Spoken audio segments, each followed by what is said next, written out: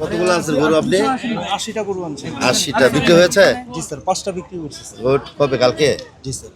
গরু বিক্রি হয় কটার দিকে বেশি? স্যার দিন শেষে? ঢাকা শহরে স্যার রাত্রেই বেশি স্যার গরু রাত্রে, বিক্রি হয়। জি আচ্ছা। স্যার। তা আপনি আশা করতেছেন যে 80টা গরু তাড়াতাড়ি বিক্রি করে ফেলবেন? আরো আছে আপনার? জি স্যার। আরো আছে? জি স্যার। কোথায় আছে? এই 200 টাকা গরু সবই আমার। না এর বাইরে আছে আরো? না, খামারে আছে স্যার। ও মানে শেষ হলে পরে আনবেন নাকি? ওকে। যখন আপনার গরুর গাড়িতে করে নিয়ে আসেন, কোথায় নামান গরুটা? স্যার গরু নামানোর সময় তো আমি ছিলাম না, আমাদের রাখালরা ছিল, ওরা আর কি বলতে পারবে এই ব্যাপারে।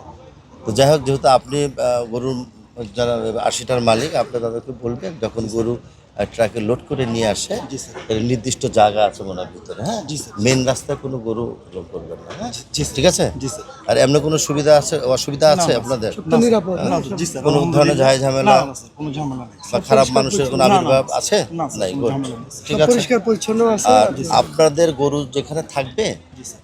সেখানে আপনাদের রাখাল যারা আছে প্রতিদিনের বর্জ্য গোবর টোবর যা আছে একটা নির্দিষ্ট আমরা জায়গা, নিচে স্যার পরিষ্কার করে রাখি, আপনি আমাদের শেডটা দেখলে স্যার বুঝতে পারবেন। ঠিক আছে, এটা করবেন, বলে দিবেন। জি স্যার।